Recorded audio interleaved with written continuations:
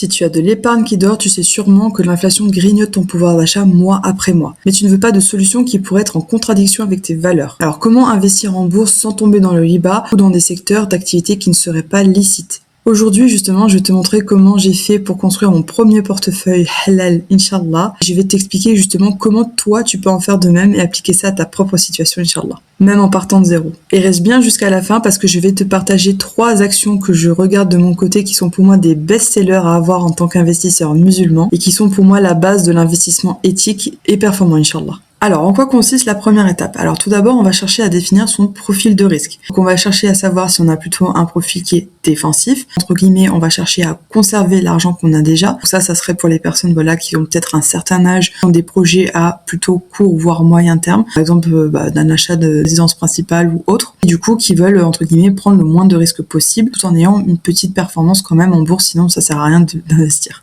Ensuite, on a quoi? On a tout ce qui est profil équilibré. Donc, on va retrouver les personnes qui, veulent un niveau de risque, entre guillemets, qui soit stable. C'est-à-dire d'un côté, préserver ce qu'ils ont déjà, Inch'Allah, et de l'autre côté, pouvoir chercher à avoir un petit peu de performance quand même en bourse, et qui ont un horizon, en règle générale, de placement qui est un petit peu plus long, donc peut-être à partir de 10 ans, voire vraiment sur du très long terme, en fonction des profils, ça peut aller jusqu'à 20, 25, même 30 ans. Et du coup, l'objectif, c'est de pouvoir juguler correctement ça, donc on va justement acheter des choses différentes que si on est dans les 2 autres catégories. Et justement, si tu as un profil offensif, là, tu vas être dans une situation où tu vas chercher à avoir le maximum de performance. En règle générale, on a un profil offensif qu'on a vraiment à un horizon très long terme, donc en règle générale entre 15, 20, 25 ans, etc. L'objectif, c'est de, entre guillemets, de se dire, même s'il y a une erreur de parcours, on a largement le temps de la rattraper, Inch'Allah, et c'est comme ça qu'on va aller chercher le maximum de performance. Donc, bien sûr, tout ça, ça dépend, encore une fois, de ton profil, en fonction, de ton âge, ton horizon de placement, de que tu veux faire avec ton argent, donc que ce soit pour ta retraite, pour tes enfants, pour ta hijra, pour acheter de l'immobilier, Inch'Allah. Tout ça, c'est des questions qu'il faut se poser avant de commencer à investir, Inch'Allah.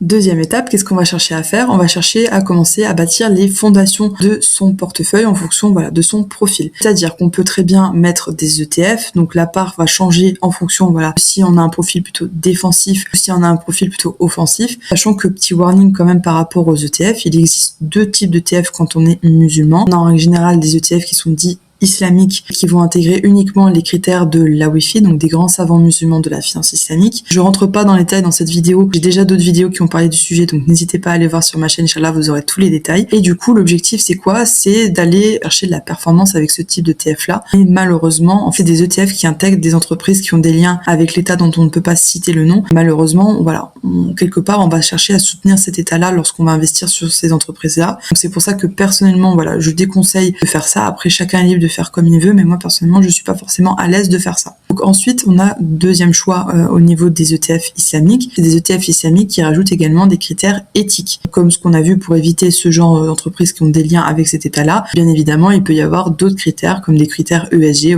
sur tout ce qui est aspect environnemental, travail humain, etc. Donc l'objectif c'est vraiment de pouvoir avoir une base qui est diversifiée, parce que pour rappel un ETF c'est en gros en un clic on peut acheter plusieurs centaines ou milliers d'actions d'un seul coup, donc on est très diversifié. Mais malheureusement, dans le deuxième choix dont je parlais, c'est ces entreprises-là qui tirent le marché, malheureusement, qui ont des liens avec l'État dont on ne peut pas citer le nom, c'est des entreprises qui pèsent tellement lourd dans les ETF que malheureusement, si vous les retirez des ETF, vous n'allez pas avoir des performances très sympas. C'est pour ça justement qu'on va aller chercher à choisir soi-même ses propres actions, donc en faisant du stock picking. Et c'est comme ça, Inch'Allah, qu'on va réussir à sélectionner des entreprises qui sont à la fois performantes en bourse, parce que ça existe. Il faut savoir correctement les cibler et comment les rechercher. Et après, on va chercher à rajouter des critères éthiques, moi personnellement que je rajoute, qui font pas forcément partie des règles de la Wi-Fi. Et je pense que ça fait partie du bon sens quand on est musulman, de rajouter des critères pour éviter d'avoir des entreprises qui ne sont pas éthiques en portefeuille.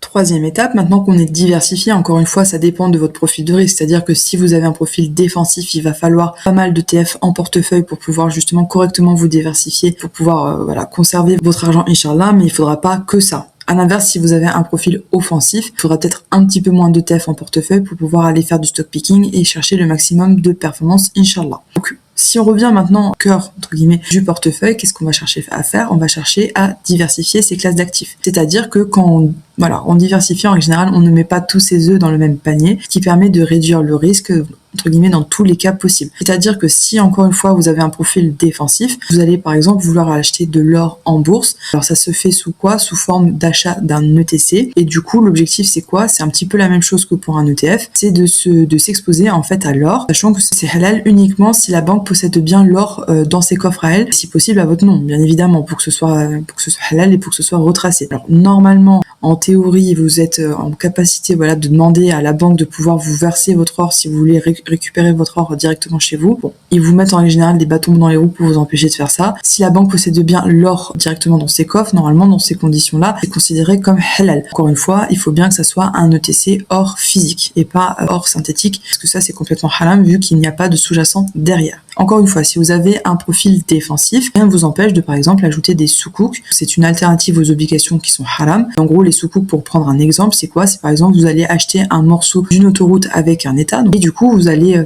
participer à la construction de l'autoroute et partager ensuite les bénéfices avec l'État une fois que ça rentrera dans l'ordre. Donc pourquoi c'est halal? Parce qu'évidemment vous prenez le risque avec l'État que si il y a des problèmes au niveau de la construction, des retards ou si les bénéfices baissent, etc., c'est déjà connu d'avance, votre part des bénéfices est déjà connue et vous prenez le risque avec l'État.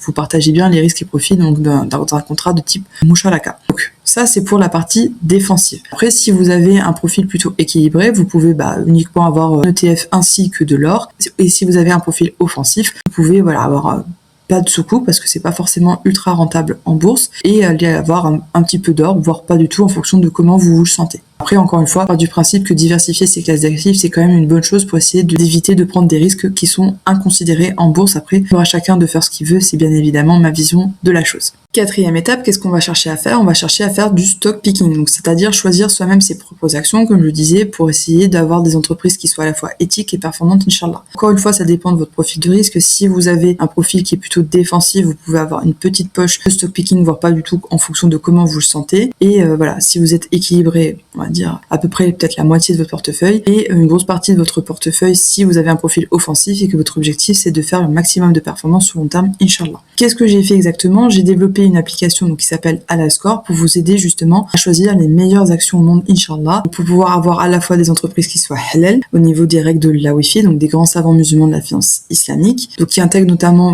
des règles au niveau de tout ce qui est endettement de l'entreprise, tout ce qui est riba perçu et chiffre d'affaires pour s'assurer que ça soit bien licite au niveau de l'activité de l'entreprise. Après, il y a les critères éthiques que je rajoute personnellement, que je vous montrerai juste après, je vous montrerai un petit exemple. Et puis l'objectif c'est de pouvoir suivre tout ça correctement en bourse par la suite, donc vous avez toutes les informations directement dans l'application, Inch'Allah. Donc, qu'est-ce qu'on va faire? Donc, on va utiliser, comme ce que je disais, un screener. Donc ici, on va avoir, par exemple, sur Halalscore, toutes les actions, au niveau des États-Unis qui vont se présenter juste ici. On a bien évidemment des actions européennes, on a des actions au Moyen-Orient, même si on n'a pas beaucoup, des actions en Asie et en Océanie, donc c'est un petit peu partout dans le monde, mais vous vous en doutez bien que le gros des actions, c'est souvent des actions qui sont américaines. Donc, si on prend un exemple, on va aller sur, par exemple, ASML, donc c'est une entreprise dont j'ai déjà parlé sur ma chaîne, c'est une entreprise qui est éligible aux Pays-Bas et que personnellement j'aime beaucoup. Après, bien évidemment, vous faites vos propres recherches et Inch'Allah, vous aurez votre propre avis. Et du coup, alors qu'est-ce qu'on a exactement? Donc ça se présente comme ça, on va avoir si c'est halal ou pas. Si c'est non éthique, on aurait eu un petit message au-dessus pour savoir si par exemple c'est un lien avec l'État dont on ne peut pas citer le nom. Donc ici on retrouve toutes les infos principales au niveau de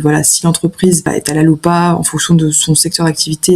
Il y a toutes les informations qui s'affichent ici directement. Ensuite, il y a une partie analyse financière avec les notes que j'attribue personnellement à l'entreprise. Pareil pour son business model, ainsi que sa note finale. Donc moi ça fait partie des 3 actions dont je voulais vous parler justement, qui sont intéressantes. Pourquoi? Parce que c'est une entreprise qui est de qualité supérieure au niveau de ses ratios financiers et de son business model. Je rentre pas plus que ça dans les détails parce que j'ai déjà traité cette action sur ma chaîne. Et du coup, l'objectif c'est que vous sachiez exactement quelle action choisir en fonction de ça. C'est une entreprise qui est américaine, qui travaille dans tout ce qui est logiciel, qui fait principalement de CRM, un peu concurrent de tout ce qui est SAP, etc. Et du coup, qu'est-ce qu'on a ici? On a le fait qu'elle soit haram, donc ça s'affiche bien ici. On a le détail de savoir si elle a des liens, on va dire, qui sont avec encore une fois l'état GNO. Et du coup, la note, elle n'est pas terrible pour moi. Il faut qu'elle ait au moins un 70 sur 100 pour que je accepte, entre guillemets, d'avoir une entreprise en portefeuille. Le fait qu'elle soit non seulement halal au niveau des critères de la Wi-Fi, qu'elle ait des aspects éthiques qui ne soient pas, pour moi, envisageables d'investir dedans en bourse, et le fait qu'elle n'ait pas une super note non plus également au niveau de ses ratios financiers et de son business model, pour moi, c'est un no-go. Après, encore une fois, c'est mon avis personnel. Étape 4 bis, on va dire, il nous faudra bien évidemment évidemment pas oublier de purifier ces dividendes de la part impure des revenus qui ont touché votre argent pour, Inch'Allah, garder la baraka dans votre argent. C'est le même fonctionnement que pour le livret A, même si voilà, il y a d'autres raisons qui font que je le déconseille, je vais pas rentrer dans les détails. De toute façon, si ça vous intéresse d'avoir les informations, n'hésitez pas à me demander en commentaire et je vous répondrai, Inch'Allah, avec plaisir. Du coup, l'objectif, c'est de comprendre la logique, c'est-à-dire toute la part d'argent impure, donc au niveau du riba, au niveau de l'endettement, en fait, de l'entreprise, au niveau du riba perçu sur ses comptes, ainsi que du chiffre d'affaires impur, on va retirer toute cette part-là de votre argent, Inch'Allah, donc on va avoir un pourcentage à retirer de vos dividendes. Donc dans le cas d'Apple par exemple, on a l'information qui se retrouve directement ici. Donc cette information-là, qu'est-ce qu'on en fait? Eh bien, une fois qu'on l'a, on retourne dans l'écran d'accueil et on va tout en bas et on fait purification des dividendes. Et ici, donc, par exemple, si vous avez reçu 100 € de dividendes, l'objectif c'est, voilà, avec le taux de purification qu'on a vu tout à l'heure de 4,6%, c'est de donner 4,6 € en purification, donc en sadaqa.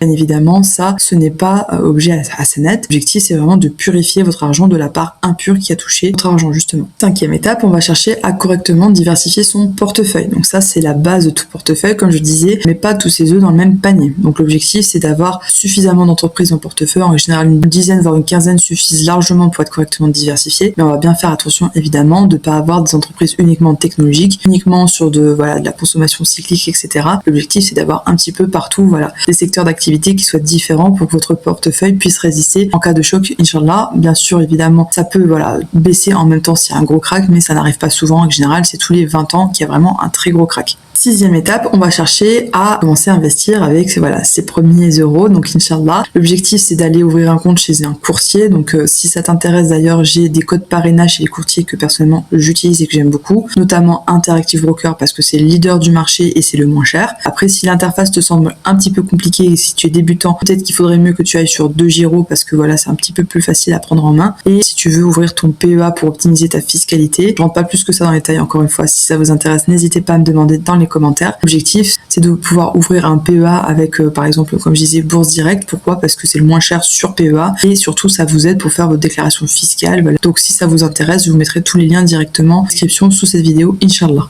Concernant les entreprises que j'aime personnellement le plus en bourse, bien évidemment, il en existe beaucoup d'autres et c'est la liberté de chacun de choisir ce qu'il préfère. J'aime beaucoup, comme vous avez compris sûrement, ASML, donc qui est éligible au PEA. Tout ce qui est Fortinet avec tout ce qui est cybersécurité dont j'ai déjà parlé sur ma chaîne. Et j'aime beaucoup également Intuitive Surgical sur tout ce qui est aspect robots médicaux. Après voilà, encore une fois, je vous balance ça comme ça, mais c'est libre chacun de faire ses propres recherches et justement l'application Halalscore est également là pour ça. Le gros point fort de ces actions-là, c'est que bien évidemment, elles sont halal et que je n'ai pas remarqué de choses qui seraient non éthiques par rapport à ces entreprises-là. Après, bien évidemment, chacun est libre de faire ses propres recherches et de faire en fonction, de sa sensibilité. Donc voilà, j'espère que cette vidéo t'a plu et t'a éclairci sur certains points. N'hésite pas à me dire en commentaire si t'avais bien toutes ces étapes déjà en tête ou pas. Et si ça t'intéresse d'aller plus loin et de savoir si je peux t'aider justement à investir en bourse de façon éthique et islamique, Inch'Allah, avec plus ou moins de rentabilité en fonction de ton profil, n'hésite pas à prendre rendez-vous avec moi sur mon lien Calendly que je mettrai juste sous cette vidéo, Inch'Allah, faire un petit appel découverte, ça n'engage à rien. Si ma méthode te convient, on pourra peut-être aller plus loin, Inch'Allah, ensemble. Si ça ne te convient pas, tu repartiras avec des conseils gratuits,